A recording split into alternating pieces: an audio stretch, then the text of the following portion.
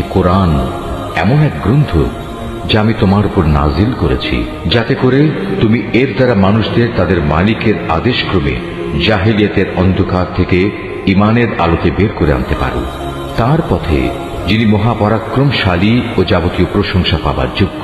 সে আল্লাহর পথে যার জন্য আকাশমণ্ডলী ও জমিনে যা কিছু আছে সব কিছু নিবেদিত। যারা এ সত্ত্বেও আল্লাহকে অস্বীকার করে তাদের জন্য কঠিন শাস্তি রয়েছে। এ শাস্তি তাদের জন্য যারা পার্থিব জীবনকে পরকালীন জীবনের উপর প্রাধান্য দেয়, মানুষদের আল্লাহর সহজ সরল পথ থেকে দূরে সরিয়ে রাখতে চায়, সর্বোপরি এ পথটাকে নিজেদের খেয়াল খুশি মতো বাঁকা করতে চায়। এরাই হচ্ছে সেসব লোক যারা মারাত্মক গুমরাহিতে নিমজ্জিত রয়েছে। আমি কোনো নবী এমন পাঠাইনি যে নবী তার জাতির মাতৃভাষায় আমার বাণী তাদের কাছে পৌঁছায়নি, যাতে করে সে তাদের কাছে আমার আয়াত পরিষ্কার করে বুঝিয়ে বলতে পারে। অতঃপর আল্লাহ তাআলা যাকে চান তাকে গোমরা করেন, আবার যাকে তিনি চান তাকে সঠিক পথে পরিচালিত করেন। তিনি মহাপরাক্রমশালী ও মহাকুশলী। আমি মূসাকে অবশ্যই আমার নিদর্শনসমূহ দিয়ে তার জাতির কাছে পাঠিয়েছি। আমি আদেশ দিয়েছিলাম, তুমি বের করে নিয়ে এসো তোমার জাতিকে জাহিলিয়াতের অন্ধকার থেকে ইমানের আলোতে, এবং তুমি তাদের আল্লাহর অনুগ্রহের বিশেষ দিনগুলোর কথা স্মরণ করাও। যারা একান্ত ধৈর্যশীল ও পরম কৃতজ্ঞতা পরায়ণ, তাদের জন্য এই ঘটনার মাঝে অনেক নিদর্শন রয়েছে। মূসা যখন তার জাতিকে বলেছিল, তোমরা তোমাদের উপর আল্লাহ তাআলার নিয়ামত সমূহের কথা স্মরণ করো, বিশেষ করে যখন তিনি তোমাদের ফেরাউনের সম্প্রদায় থেকে মুক্তি দিলেন, যারা তোমাদের কঠোর শাস্তি দিত, তোমাদের ছেলেদের হত্যা করত, তোমাদের মেয়েদের জীবিত রাখত, তোমাদের মালিকের পক্ষ থেকে তোমাদের জন্য এত বড় ধরনের একটি পরীক্ষা নিহিত ছিল। স্মরণ করো যখন তোমাদের মালিক ঘোষণা দিলেন, যদি তোমরা আমার অনুগ্রহের শুকর আদায় করো তাহলে আমি অবশ্যই তোমাদের জন্য এই অনুগ্রহ আরো বাড়িয়ে দেব, আর যদি তোমরা একে অস্বীকার করো তাহলে জেনে রেখো আমার আযাব বড়ই কঠিন। মূসা তার জাতিকে আরো বলেছিল, তোমরা এবং পৃথিবীর অন্য সব মানুষ একত্রেও যদি আল্লাহর নিয়ামত অস্বীকার করো তাতে আল্লাহর কিছুই এই ক্ষতি হবে না, কেননা আল্লাহ তাআলা হচ্ছেন যাবতীয় অভাব অভিযোগ থেকে মুক্ত, প্রশংসার দাবিদার। তোমাদের কাছে কি তোমাদের আগেকার লোকদের সংবাদ এসে পৌঁছয়নি? নূহের, আদ, সামুদ সম্প্রদায়ের ও তাদের পরবর্তী জাতিসমূহের, যাদের বিবরণ আল্লাহ তাআলা ছাড়া আর কেউই জানে না। সবার কাছেই তাদের নবীরা আমার আয়াতসমূহ নিয়ে এসেছিল। অতঃপর তারা তাদের নিজেদের হাত তাদের মুখে রেখে কথা বলতে তাদের বাধা দিত এবং বলতো, যা কিছু পয়গাম নিয়ে তুমি আমাদের কাছে প্রেরিত হয়েছ তা আমরা স্পষ্টত অস্বীকার করি। তাছাড়া যে দিনের দিকে তুমি আমাদের ডাকছ সে বিষয়েও আমরা সন্দেহে নিমজ্জিত আছি। তাদের রাসূলরা তাদের বলল, তোমাদের কি আল্লাহ তাআলা সম্পর্কে কোনো সন্দেহ রয়েছে, যিনি আসমান সমূহ ও জমিনের সৃষ্টিকর্তা? তিনি তোমাদের তার নিজের দিকে ডাকছেন যেন তিনি তোমাদের গুনাহসমূহ মাফ করে দিতে পারেন এবং একটি নির্দিষ্ট সময় পর্যন্ত তোমাদের অবকাশ দিয়ে সংশোধনের সুযোগ দিতে পারেন। এ কথার পর তারা বলল, তোমরা তো হচ্ছ আমাদের মতোই কতিপয় মানুষ। আমাদের বাপ দাদারা যাদের ইবাদত করত, তোমরা কি তা থেকে আমাদের বিরত রাখতে চাও? তাহলে তোমাদের দাবির পক্ষে আমাদের কাছে কোনো সুস্পষ্ট দলিল প্রমাণ নিয়ে এসো। নবীরা তাদের বলল, এটা ঠিক, আমরা তোমাদের মতো কতিপয় মানুষ ছাড়ার অন্য কিছু নই, কিন্তু আল্লাহ তাআলা তাঁর বান্দাদের মধ্যে থেকে যাকে চান নবুয়তের দায়িত্ব দিয়ে তার উপর তিনি অনুগ্রহ করেন, আর আল্লাহ তাআলার অনুমতি ব্যতি রেখে দলিল উপস্থাপনের কোনো ক্ষমতাই আমাদের নেই।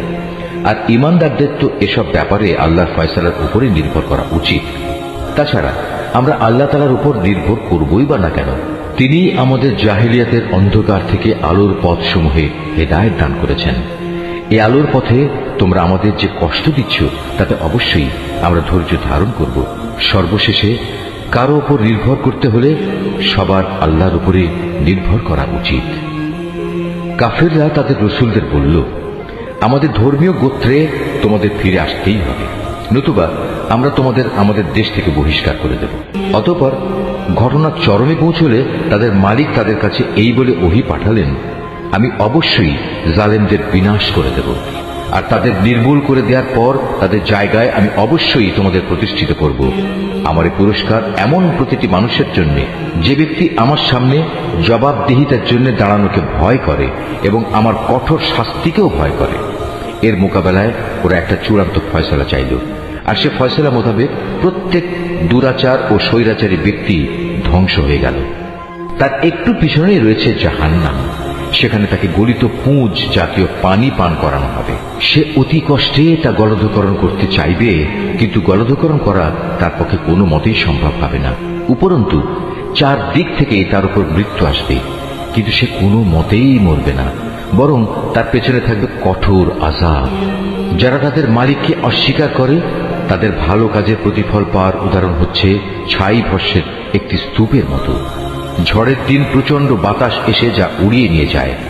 এভাবে ভালো কাজের দ্বারা যা কিছু এরা অর্জন করেছে তার দ্বারা তারা কিছুই করতে সক্ষম হবে না। আর এটাই হচ্ছে এক মারাত্মক গুমরাহি। হে মানুষ, তুমি কি দেখতে পাও না আল্লাহ তাআলা আসমান সমূহ ও জমিনকে যথাবিধি সৃষ্টি করেছেন? তোমরা যদি এর উপর না চলো তাহলে তিনি ইচ্ছা করলে এই জমিন থেকে তোমাদের অস্তিত্ব বিলুপ্ত করে নতুন কোন সৃষ্টি তোমাদের জায়গায় আনায়ন করতে পারেন। আর এটা বিপুল ক্ষমতাবান আল্লাহর কাছে মোটেই কঠিন কিছু নয়। মহাবিচারের দিন তারা সবাই আল্লাহর সামনে উপস্থিত হবে। যারা দুনিয়ায় দুর্বল ছিল তারা তাদের উদ্দেশ্য করে যারা অহংকার করত বলবে, দুনিয়ায় আমরা তো তোমাদের অনুসারেই ছিলাম, আজ কি তোমরা আল্লাহর আযাব থেকে সামান্য কিছু হলেও আমাদের জন্য কম করতে পারবে? তারা বলবে, আল্লাহ তাআলা যদি আমাদের আজ নাজাতের কোনো পথ দেখিয়ে দিতেন তাহলে আমরা তোমাদেরও তা দেখিয়ে দিতাম। মূলত আজ আমরা ধৈর্য ধরি কিংবা ধৈর্যহারা হই, উভয়টাই আমাদের জন্য সমান কথা। আল্লাহর আযাব থেকে আজ আমাদের কোনোই নিষ্কৃতি নেই। যখন বিচার ফয়সালা হয়ে যাবে তখন শয়তান জাহান্নামীদের বলবে, আল্লাহ তাআলা তোমাদের সাথে যে ওয়াদা করেছেন তা ছিল সত্য ওয়াদা। আমিও তোমাদের সাথে একটি ওয়াদা করেছিলাম, কিন্তু আমি তোমাদের সাথে ওয়াদার বরখেলাপ করেছি। আসলে তোমাদের উপর আমার তো কোনো আধিপত্য ছিল না, আমি তো শুধু এটুকুই করেছি, তোমাদের আমার দিকে ডেকেছি, অতঃপর আমার ডাকে তোমরা সাড়া দিয়েছ। তাই আজ আমার প্রতি তোমরা কোন রকম দোষারোপ করো না, বরং তোমরা তোমাদের নিজেদের উপরই দোষারোপ করো। আজ আমি যেমন তোমাদের উদ্ধারে কোন রকম সাহায্য করতে পারবো না, তেমনি তোমরাও আমার উদ্ধারে কোনো সাহায্য করতে পারবে না। তোমরা যে আগে আমাকে আল্লাহর শরীক বানিয়েছ আমি তাও আজ অস্বীকার করছি। এমন সময় আল্লাহর ঘোষণা আসবে, অবশ্যই জালেমদের জন্য রয়েছে কঠিন আযাব। অপরদিকে যারা আল্লাহ তাআলার উপর ঈমান আনে এবং সে অনুযায়ী নেক কাজ করে তাদের এমন এক জান্নাতে প্রবেশ করানো হবে যার পাদদেশে প্রবাহিত হবে রং বেরঙের ঝর্ণাধারা। সেখানে তারা তাদের মালিকের অনুমতিক্রমে অনন্তকাল অবস্থান করবে। সেখানে চারিদিক থেকে সালাম সালাম বলে তাদের অভিবাদন হবে। তুমি কি লক্ষ্য করনি আল্লাহ তাআলা কালেমায়ে তাইয়্যিবার কি সুন্দর উপমা পেশ করেছেন? এই কালেমা যেন একটি উৎকৃষ্ট জাতের গাছ, যার মূল জমিনে সুদৃঢ়, যার শাখা প্রশাখা আসমানে বিস্তৃত। সেটি প্রতি মৌসুমে তার মালিকের আদেশে ফল দান করে। আল্লাহ তাআলা মানুষদের জন্য এভাবেই উপমা পেশ করেন, যাতে করে তারা এসব উপমা থেকে শিক্ষা গ্রহণ করতে পারে। আবার খারাপ কালেমার তুলনা হচ্ছে একটি নিকৃষ্ট বৃক্ষের মতো, যাকে জমিনের উপরিভাগ থেকেই মূলোৎপাটন করে ফেলা হয়েছে। এর কোন রকম স্থায়িত্বও নেই। আল্লাহ তাআলা ঈমানদারদের তার শাশ্বত কালেমা দ্বারা মজবুত রাখেন। দুনিয়ার জীবনে এবং পরকালীন জীবনে জালেমদের আল্লাহ তাআলা এমনি করেই বিভ্রান্তিতে রাখেন। তিনি যখন যা চান তাই করেন। হে নবী, তুমি কি তাদের অবস্থা পর্যবেক্ষণ করনি যারা আল্লাহ তাআলার নিয়ামত অস্বীকার করার মাধ্যমে তাকে বদলে দিয়েছে? পরিণামে তারা নিজেদের জাতিকে ধ্বংসের এক চরম স্তরে নামিয়ে এনেছে, জাহান্নামের অতলে, যেখানে তারা সবাই প্রবেশ করবে। কত নিকৃষ্ট সেই বাসস্থান! এরা আল্লাহ তাআলার জন্য তার কিছু সমকক্ষ উদ্ভাবন করে নিয়েছে, যাতে করে সাধারণ মানুষদের তার পথ থেকে বিভ্রান্ত করতে পারে। হে নবী, এদের তুমি বলো, সামান্য কিছুদিনের জন্য তোমরা ভোগ করে নাও, কেননা অচিরেই জাহান্নামের আগুনের দিকে তোমাদের ফিরে যেতে হবে। হে নবী, আমার যে বান্দা ঈমান এনেছে তুমি তাদের বলো তারা যেন নামাজ প্রতিষ্ঠা করে এবং আমি তাদের যে রিজিক দিয়েছি তা থেকে যেন তারা আমারই পথে ব্যয় করে, গোপনে কিংবা প্রকাশ্যে। কিয়ামতের সে দিনটি আসার আগে, যেদিন মুক্তির জন্য কোন রকম সম্পদের বেচাকেনা চলবে না, না এর জন্য কারো কোন রকমের বন্ধুত্ব কাজে লাগবে। তিনি মহান আল্লাহ তাআলা, যিনি আসমান সমূহ ও জমিন সৃষ্টি করেছেন এবং আসমান থেকে পানি বর্ষণ করেছেন। তা দিয়ে আবার জমিন থেকে তোমাদের জীবিকার জন্য নানা প্রকারের ফলমূল উৎপাদন করেছেন। তিনি যাবতীয় জলযানকে তোমাদের অধীন করেছেন, যেন তাঁরই ইচ্ছা অনুযায়ী তা সমুদ্রে বিচরণ করে বেড়ায়, এবং এ কাজের জন্য তিনি নদী নালাকেও তোমাদের অধীন করে দিয়েছেন। তিনি চন্দ্র সূর্যকেও তোমাদের অধীন করে দিয়েছেন। এর উভয়টা একই নিয়মের অধীনে চলে আসছে। আবার তোমাদের সুবিধার জন্য রাত দিনকেও তিনি তোমাদের অধীন করেছেন। তোমরা তার কাছ থেকে প্রয়োজনে যত কিছুই চেয়েছ তার সবই তিনি তোমাদের সামনে এনে হাজির করেছেন। এবং তোমরা যদি সত্যি সত্যি তার সব নিয়ামত গণনা করতে চাও, তাহলে কখনোই তা গণনা করে শেষ করতে পারবে না। মানুষ আসলেই অতিমাত্রায় সীমা লঙ্ঘনকারী ও নিয়ামতের প্রতি অকৃতজ্ঞ বটে। স্মরণ করো, যখন ইব্রাহিম আল্লাহর কাছে দোয়া করল, হে মালিক, এ মক্কা শহরকে শান্তি ও নিরাপত্তার শহরে পরিণত করো, এবং আমাকে ও আমার সন্তান সন্ততিদের মূর্তি পূজা করা থেকে দূরে রেখো। হে আমার মালিক, নিঃসন্দেহে এ মূর্তিগুলো বহু মানুষকে গোমরা করেছে। অতঃপর যে আমার আনুগত্য করবে সে আমার দলভুক্ত হবে, আর যে ব্যক্তি আমার নাফরমানি করবে তার দায়িত্ব তোমার উপর নয়।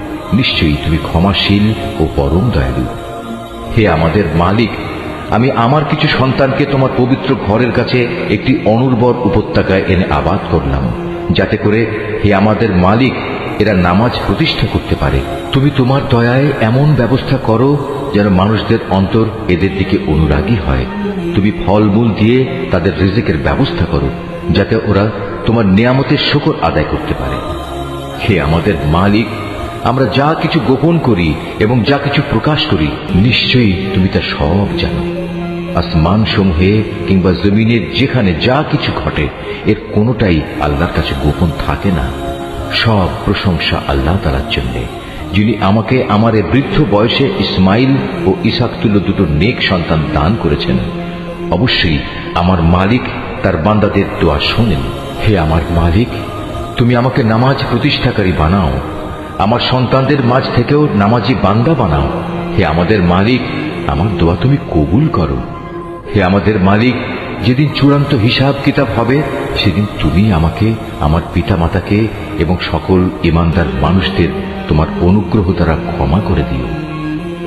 হে নবী, তুমি কখনো মনে করো না এ জালেমরা যা কিছু করে যাচ্ছে তা থেকে আল্লাহ তাআলা গাফিল রয়েছেন। আসলে তিনি তাদের সেদিন আসা পর্যন্ত অবকাশ দিয়ে রাখছেন, যেদিন তাদের চক্ষু স্থির হয়ে যাবে। তারা আকাশের দিকে চেয়ে ভীত সন্ত্রস্ত অবস্থায় দৌড়তে থাকবে। তাদের নিজেদের প্রতি নিজেদের কোনো দৃষ্টি থাকবে না, ভয়ে তাদের অন্তর বিকল হয়ে যাবে। হে নবী, তুমি মানুষদের একটি ভয়াবহ দিনের আযাব আসা থেকে সাবধান করে দাও। এমন দিন সত্যি যখন এসে হাজির হবে, তখন এ জালিম লোকেরা বলবে, হে আমাদের মালিক, আমাদের তুমি কিছুটা সময়ের জন্য অবকাশ দাও, এবার আমরা তোমার ডাকে সাড়া দেব এবং আমরা তোমার রসুলদের অনুসরণ করব। জবাবে বলা হবে, তোমরা কি সেসব লোক যারা ইতিপূর্বে শপথ করে নিজেদের মধ্যে বলাবলি করতে তোমাদের এই জীবনের কোনোই ক্ষয় নেই, অথচ তোমরা তাদের পরিত্যক্ত বাসভূমিতেই বাস করতে, যারা তোমাদের আগে নিজেদের উপর নিজেরা জুলুম করেছিল, এবং এ কারণে আমি তাদের প্রতি কি এ ধরনের আচরণ করেছিলাম তাও তোমাদের কাছে সুস্পষ্ট ছিল। তোমাদের জন্য আমি তাদের দৃষ্টান্ত উপস্থাপন করেছিলাম। সোজা পথে এরা বিভিন্ন চক্রান্তের পন্থা অবলম্বন করেছে। আল্লাহর কাছে তাদের সেসব চক্রান্ত লিপিবদ্ধ আছে, যদিও তাদের সে চক্রান্ত দেখে মনে হচ্ছিল তা বুঝি পাহাড় টলিয়ে দিতে পারবে। হে নবী, তুমি কখনো আল্লাহ তাআলাকে তার নবীদের দেয়া প্রতিশ্রুতি ভঙ্গকারী মনে করো না। অবশ্যই আল্লাহ তাআলা মহাপরাক্রমশালী ও প্রতিশোধ গ্রহণকারী। প্রতিশোধ হবে সেদিন যেদিন এ পৃথিবী ভিন্ন আরেক পৃথিবী দ্বারা পরিবর্তিত হয়ে যাবে। একইভাবে আসমানসমূহ ভিন্ন আসমানসমূহ দ্বারা বদলে যাবে এবং মানুষরা সব হিসাবের জন্য এক মহা ক্ষমতাধর মালিকের সামনে গিয়ে হাজির হবে। সেদিন তুমি অপরাধীদের সবাইকে শৃঙ্খলিত অবস্থায় দেখতে পাবে। ওদের পোশাক হবে আলকাত্রার মতো বিভৎস, তাদের মুখমণ্ডল আগুন আচ্ছাদিত করে রাখবে। এটা এই কারণে আল্লাহ তাআলা প্রতিটি অপরাধী ব্যক্তিকেই তার কর্মের প্রতিফল দেবেন। অবশ্যই আল্লাহ তাআলা হিসাব গ্রহণে অত্যন্ত তৎপর। এ কোরআন হচ্ছে মানুষের জন্য এক মহা পায়গাম, যাতে করে এ গ্রন্থ দিয়ে পরকালীন আযাবের ব্যাপারে তাদের সতর্ক করে দেয়া যায়। তারা যেন এর মাধ্যমে এও জানতে পারে তিনি একমাত্র মাবুদ। সর্বোপরি বোধ শক্তি সম্পন্ন ব্যক্তিরা যাতে করে এর দ্বারা উপদেশ গ্রহণ করতে পারে।